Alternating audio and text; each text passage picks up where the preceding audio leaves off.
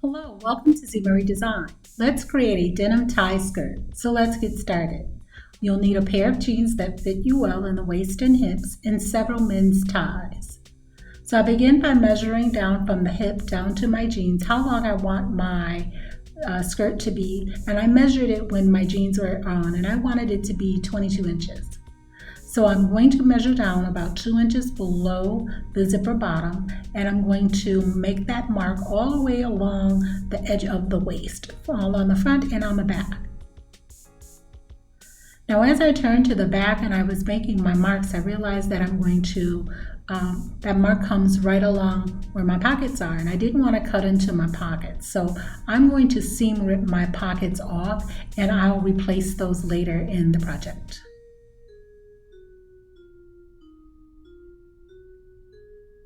So after I cut my denim off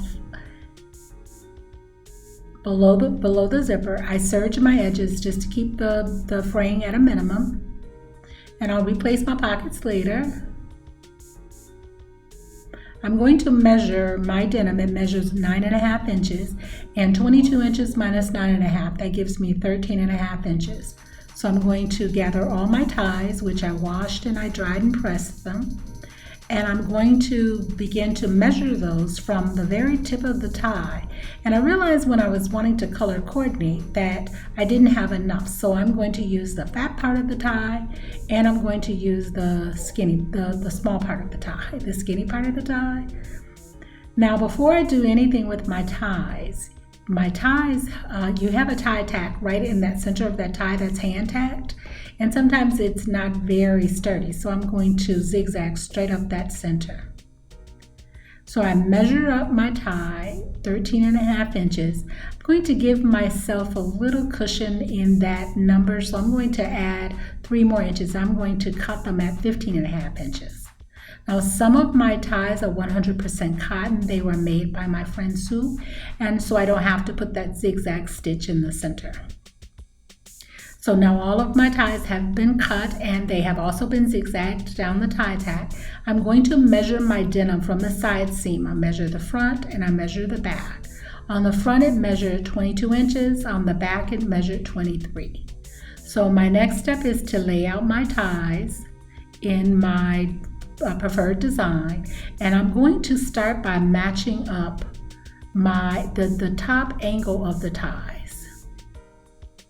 That's where I'm going to start sewing, at the top angle.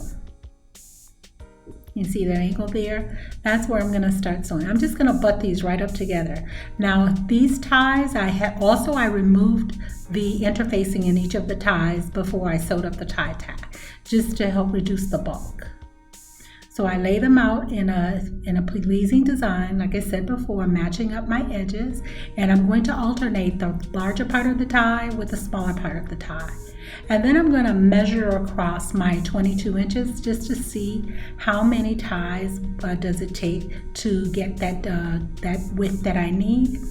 And keep in mind, not all ties are the same width. Some are a little larger than others. So I will be able to use some of those ties on the back to fill in that extra inch that I need. So I will need 11 ties all total for my front. And this is my design, and I'm going to take it and sew it from that tip. Now as I was beginning to sew it from the tip all the way up to my 15 inches, they started to go askew. So I ended up unpicking them, and I picked them up to about 5 inches, and then I started sewing from the 5 inches up to my 15.5 inch mark, so about 10.5 inches up. And I did this for the front panel and for the back. For one of my ties, I'm going to put it on the back because it just didn't press out well. So now it's time for me to trim the ties at my 13.5 inch mark. Now my mistake was measuring it from my center tie, which was longer because it was thicker and wider than the others. And so not all of them, once I cut them across at that 13.5 inch mark, measured 13.5 inches. That one did. But my smaller one did not. It measured about 10 or 11 inches. But that's going to be okay with me. It'll just add to the desired effect of making it unique. But next time I'll measure each one separately and make the mark. So next I will zigzag to create those side seams the same way I did with the rest of the panel. And once my panel is done, then I will attach it to the denim. So I matched it there, came up 5 inches and sewed it all the way up to my 13.5 inch mark. And then I did a serge all the way around my tie skirt. So now it's time to attach my tie skirt to my denim. And so I'm going to need to find the side seam of the bottom part of the denim, not the waist, at the bottom. Find the side seam and I put a mark, I put a pin there, and find the center seam and I put a pin there. I'm going to do the same thing on my ties. On the waist, where you serged your edge, I'm going to find my side seams.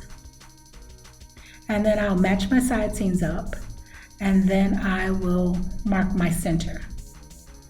So I put my denim inside my tie. My denim is right side out. My tie skirt is wrong side out. So now your point parts of your tie should be facing right sides together, facing toward the waist.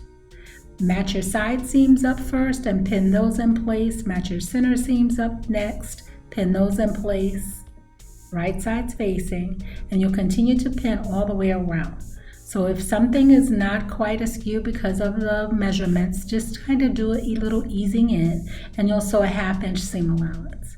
So all of my raw edges are serged, so all I have to do is turn everything right side out.